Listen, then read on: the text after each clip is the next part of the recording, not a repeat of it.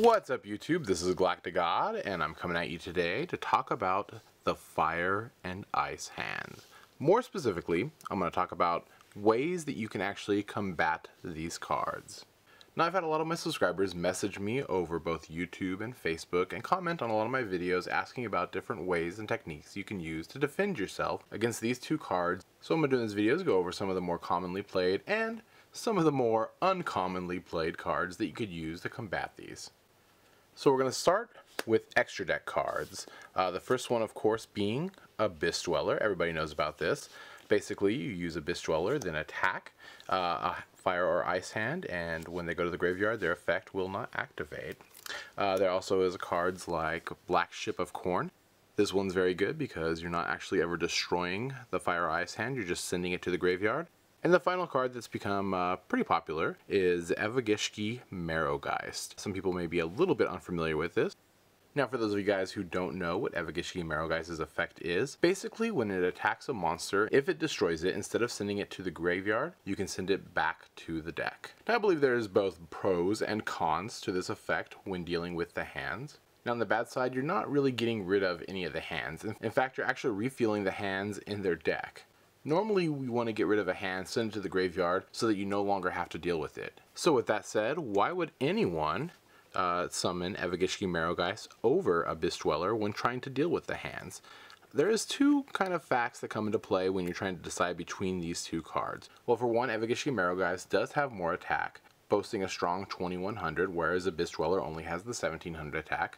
Most of the time, that's not really going to come into effect, as either one of them can easily attack over one of the hands. Now, we all know Abyss Dweller works extremely well when you're attacking a face-up hand monster. You know what it is, and you know you want to get it to the graveyard without its effect activating. But if it is a face-down monster, it becomes a little bit more disconcerting. Since you have to use Abyss Dweller's effect before you actually attack the monster, you could be attacking into something that is not a hand. And since you only get Abyss Dweller's effect twice, sometimes you could be attacking into a face-down monster that is not a fire or ice hand. In these scenarios, it is sometimes better to go into Evagishki Marrowgeist. Then you can safely attack the face-down monster. It gets flipped face-up, so you determine what monster it is, whether it's a fire and ice hand or some other kind of monster that could be face-down, perhaps some kind of bluff by your opponent. Then, if it is a fire or ice hand, you can send it back into the deck, stopping it from getting its effect. And if it's not, you can send it to the graveyard, not having to waste one of the materials on a monster that is not a fire or ice hand. Alright, that's going to do it for extra deck cards. For spells and traps, of course, we've got stuff like Dimensional Prison and Macrocosmos. These are very popular in the side deck to deal with it. Also, cards like Debunk work extremely well against them. And in the past, Debunk's effect was always almost guaranteed to get off, but now with so many wiretaps running about, that effect is no longer guaranteed. Another card that's starting to see some kind of resurgence because of the hands is Nobleman of Crossout. They said a face-down monster, you just cross it out and get rid of it altogether. Very cool. I'm starting to see these a lot in side decks. Also, Soul Taker is pretty good for dealing with face-up hands, as it causes them to miss their timing. One downside, of course, of Soul Taker is that your opponent does get that 1,000 life points. Mix that in with the fact that if you're using stuff like Upstart Goblin, they're getting 1,000 life points for those as well. And that just kind of makes their Soul Charge plays that much easier to pull off against you. For monsters, we have stuff like Banisher of the Radiance.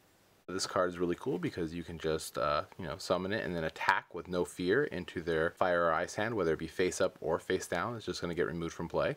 And since so many people are not playing battle traps right now, you don't have to worry too much about running into a Mirror Force or Dimensional Prison, although Dimensional Prison is starting to see more play than it did.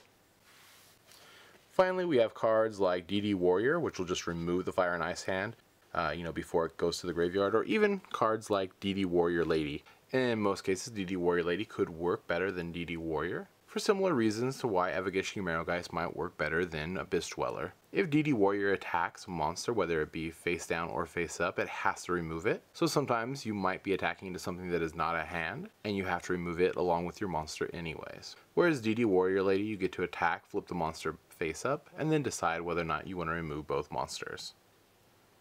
Alright YouTube, and there you have it. These were some of the ways that you can combat the fire and ice hands.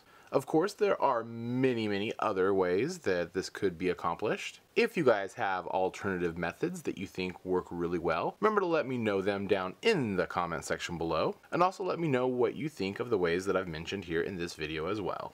And I guess that's going to do it for now. This is GalacticGod, out.